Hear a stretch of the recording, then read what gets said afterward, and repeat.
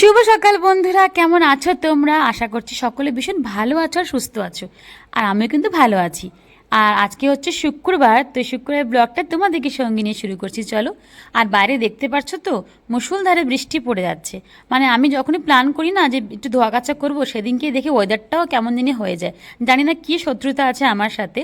আর যেহেতু গুনগুনের শরীরটা ভালো ছিল না, জ্বর থাকাকালীন যে সমস্ত মানে জিনিসগুলো ইউজ করেছে আর কি, ওর বালিশের কভার থেকে আরম্ভ করে কাঁথা সমস্ত কিছু প্ল্যান ছিল আসলে ধুয়ে দেবো।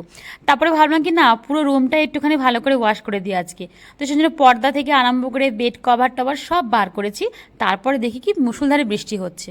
এখন কি করা যাবে বলো, সমস্ত কিছু প্ল্যান করে নেবার পরে যদি এরকম হয়, তাই ভাবলাম যে ঠিক আছে ধুয়ে দিই, দেখা যাক। ঘরের মধ্যেই মেলতে হবে। মানে আজকে মোটামুটি আমাদের দুটো রুমে একদম জামা কাপড়ে ভরা। মানে কেউ যদি আসে তাহলে মনে হবে যে ধোবি ওই যে থাকে না যে ধোপার দোকান, একদম ধোপার দোকান খুলে দিয়েছি আজকে আমরা। আর এখানে এখন গুনগুনকে একটু ফ্রেশ করে দিলাম, একটু আগে ও উঠেছে ঘুমের থেকে। তো আর এই ক্রিমটা তোমরা জানোই মোটামুটি, ওর যে ডাক্তার সাজেস্ট করেছিল ঘামাচির জন্য, তো সেটাই কিন্তু ওকে সারা গায়ে লাগিয়ে দিচ্ছি। কারণ একটু গরম হওয়ারতে হচ্ছে কি বলতো, ওর গায়ে আবার গুড়িগুলো হয়ে যাচ্ছে। মানে যতই ওষুধ খাচ্ছে না কেন, কোনো কাজ হচ্ছে না কিন্তু। আর এই বিছানার কভারটা দেখতে পাচ্ছ তো কী অবস্থা করে রেখেছে, মানে সারা বিছানাতে ওর খেলনা। মানে যাদের বাড়িতে বাচ্চা আছে তারা মোটামুটি এগুলো জেনেই গেছো, যে যতই গুছিয়ে রাখো না কেন গোছানো থাকে না ঘর। এরকম করে খেলবে না কিন্তু, সমস্ত কিছু ছড়িয়ে ছিটিয়ে রাখবে, কিন্তু একটাও নিয়েও খেলবে না ও। আর এরকম না আমরা করি কি বলো তো, এই কম্বলটা আমরা ইউজ করি না। তো তার জন্য এটা তোষকের ওপরে বিছিয়ে রাখলে হয় কি, ও তো এখনও একটুখানি শুশু করে দেয়, মানে সবসময় বলতে পারে না আর কি। কোনো সময় বলে, কোনো সময় আবার নিয়ে বিছনা থেকে শুশু করে দেয়। তো তার জন্য কম্বলটা বিছিয়ে রেখেছি, যাতে নিচের যে তোষকটা আছে সেটা জানি ভিজে না যায়। তো এরকম বাচ্চা থাকলে পরে এই সমস্ত কিছু হবেই। তো প্লিজ তোমরা এটাকে একটু ইগনোর করে দিও, কিছু মনে করো না তার জন্য। তো স্নান টান করে এলাম, একটুখানি বসলাম, কারণ সকাল থেকে একটু রেস্ট করিনি, কিছু খাইও নি পর্যন্ত। মানে সাধারণত অন্যদিন সকালে কিছু খাই, কিন্তু আজকে না সকালে সেভাবে খিদে পাচ্ছিল না। আর তার মধ্যে বৃষ্টিটা হওয়াতে না মনটা একদম খারাপ হয়ে গেল আমার। মানে ধোয়া কাচা যে করলাম এতগুলো, এগুলো কোথায় মেলবো? মাও বলছিল যে কি দরকার ছিল ধোয়া কাচা করার এত কিছু। তো যাই হোক, আমার নিজের জোরে এগুলো সমস্ত কিছু ধোয়া হয়েছে, তো তার জন্য আরও মুডটাই ভালো না আমার। তো চলো, আজকে রান্না বান্না তো আমি কিছু করিনি, মোটামুটি সমস্ত কিছু দিদিই করেছে।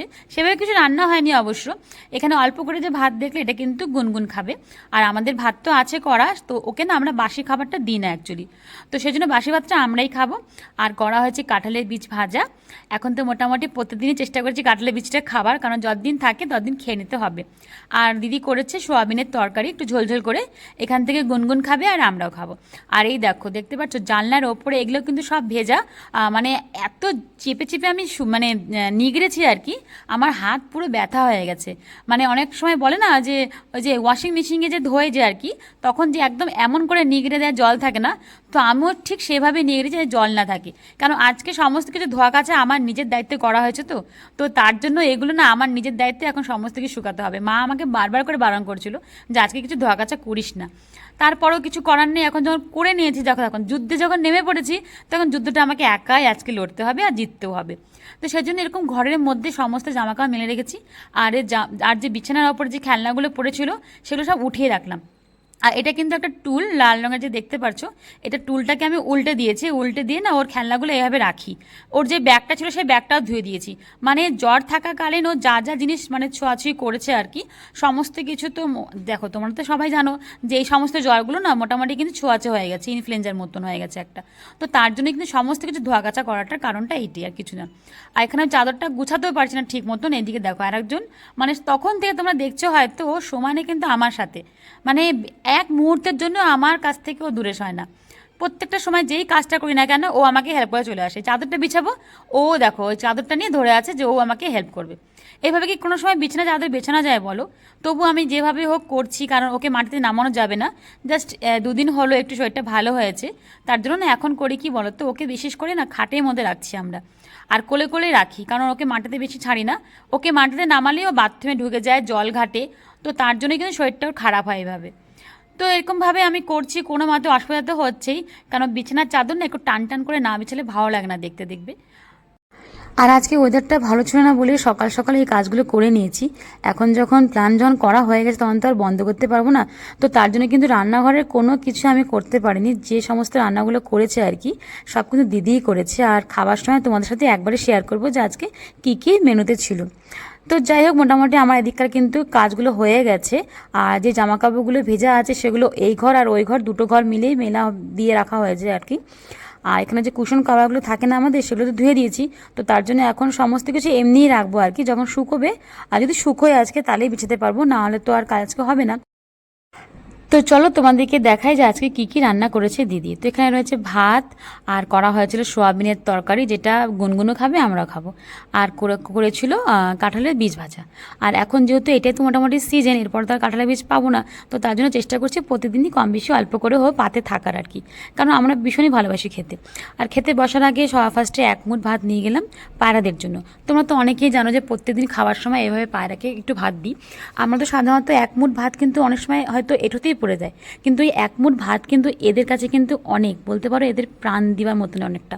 তো সেজন্য সবাই চেষ্টা করো, আশেপাশে যদি এরকম পাখি থাকে বা কুকুর থাকে, যেহেতু আমাদের এখানে কুকুর নেই কোনো, তো সেজন্য এই পাখিদেরকে দিই। দেখো এক মুঠ ভাত দিয়েছি, আমাদের কাছে এটা অবশ্যই একদম সামান্য, কিন্তু এদের কাছে কিন্তু কত এটা মূল্যবান, দেখছো? সাথে সাথে কতগুলো পায়রা চলে এলো খেতে একসাথে। তো এখানে ওদেরকে খেতে দিয়ে আমি আর মা খেতে বসেছি, আর দিদি এখন গুনগুনকে খাওয়াচ্ছে। তো আমার খাওয়া হয়ে গেলে আমি ওকে খাওয়াবো, তারপরেই দিদিও খেতে বসবে আর কি। তো মোটামুটি এটাই ছিল আজকের লাঞ্চ মেনু, বিশেষ কিছু রান্না হয়নি। তো তোমার সাথে একবারে বিকেলে শেয়ার করছি চলো। আর যেগুলো মানে শুকোয়নি সেগুলো তো আর বিছাতে পারবো না, তো তার জন্য এখানে পর্দা না আমি অন্য চেঞ্জ করে দিচ্ছি। মানে এখানে একদিন ছিল নীল রঙের পর্দা ছিল, তো যেহেতু শুকায়নি বলে আমি এখন একটু পর্দাটা চেঞ্জ করে দিচ্ছি। আর মোটামুটি যেগুলো চেঞ্জ করা সেগুলো করে দেওয়া হয়েছে আগেই। আর টিভি শোকেসের ওপরে যে বিছানো থাকে আর কি, যে কাপড়গুলো, তো সেগুলো এখন বিছানো হয়ে যাবে, কারণ ওগুলো শুকিয়ে গেছে। যেগুলো পাতলা জামা কাপড় ছিল সেগুলো মোটামুটি সব শুকিয়ে গেছে, আর যেগুলো মোটা ছিল সেগুলো একটাও শুকায়নি, মানে কুশন কভারগুলো, বালিশের ওয়ার কোনো কিছু শুকায়নি। আর এখানে পর্দা শুকায়নি বলে আমি অন্য পর্দা চেঞ্জ করে দিচ্ছি। আর আমি কাজ করছি বলে দেখতেই পেলে তোমরা যে গুনগুনো আমাকে হেল্প করতে চলে এসেছে। তো এখানে যেটাই আমি করি না কেন ও আমার পাশে পাশে এভাবে থাকে। আর এগুলো যতই ঝাড়পুছ করি না কেন, এই কালো কাজগুলোতে না যখনই ঝাড়বো সাথে সাথে আবার ধুলো বসে যায়। মানে এটা মানে কত যে কোথা থেকে যে ধুলো আসে বলা মুশকিল। তো তার জন্য করি আমরা এরকম সাদা একটা কাপড় বিছিয়ে রাখি, তাহলে কি হয় প্রত্যেক দিন তো আর এভাবে মোছা সম্ভব হয় না। তো সেই জন্য এই কাপড়টা বিছিয়ে রাখি, যাতে দেখতে ভালো লাগে।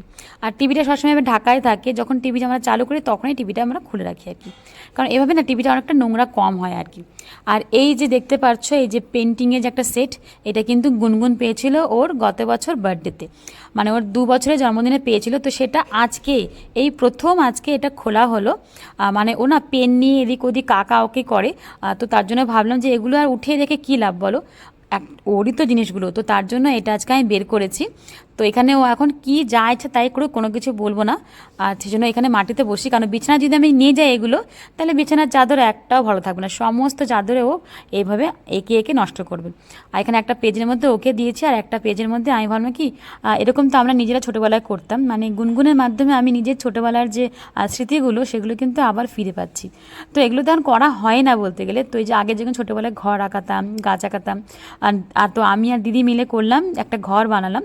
ঘরটা আমি বানিয়েছি অবশ্য, আর দিদি বানিয়েছে একটা ময়ূর, আর আমি বানিয়েছি জল, ও বানিয়েছি নৌকা। মানে দুজনে মিলে একটা পেন্ট করলাম। মানে আমরা আজকে গুনগুনের সাথে সাথে আমি আর দিদি দুজনেই একদম পুরোনো দিনের যে স্মৃতি ছিল সেইখানে পৌঁছে গেছিলাম। মানে বলে না যে বাচ্চাদের মাধ্যমে কিন্তু আমরা নিজেদের যে বাচ্চার যে সময়কালটা সেটা কিন্তু আবার ফিরে পাই। আর এরকম হাত রেখে সাইড দিয়ে যে আঁকছি আর কি, এটা কিন্তু আমিও আগে করতাম আর দিদিও করতো। তো সেজন্য ভাগ্নিকেও তাই করাচ্ছি, মানে গুনগুনকেও তাই করাচ্ছি আর কি। মানে আজকের এই দিনটা আমরা এভাবেই কাটালাম বিকালটা আর কি। আর সেরকম বিশেষ কিছু শেয়ার করতে পারলাম না, যাই হোক। তো যাই হোক, তোমাদের ভিডিওটা কেমন লাগলো অবশ্যই জানিও, খুব একটা বেশি বড় করছি না। আর এই দেখো এটা হচ্ছে গুনগুনের কাজ, ও যা ইচ্ছা তাই এঁকেছে আর কি। আর এটা আমি আর দিদি দুজনে মিলে করেছি, একদম ভালো হয়নি অবশ্য। তবু যাই হোক, পুরনো স্মৃতি মনে পড়লো অনেক আজকের এই গুনগুনের মাধ্যমে আর কি। তো চলো ভিডিওটা এখানে রাখছি, কেমন লাগলো অবশ্যই জানিও। আর যদি ভিডিওটা ভালো লেগে থাকে তাহলে একটা লাইক করে দিও। আর আমার ভিডিওটা যারা নতুন দেখছো তারা প্লিজ চ্যানেলটাকে সাবস্ক্রাইব করে দিও। আর দেখো আমার হাতের অবস্থা কি, এগুলো কিন্তু সব করেছে এই যে পাকা বুড়িটা। মানে ও এখানে আঁকাচ্ছে তাতে পোষাচ্ছে না, আমার হাতেও আঁকাতে হবে। ও নিজের হাতেও আঁকিয়েছে, পায়ে আঁকিয়েছে, মানে ও সারা শরীরে এভাবে আঁকাচ্ছে।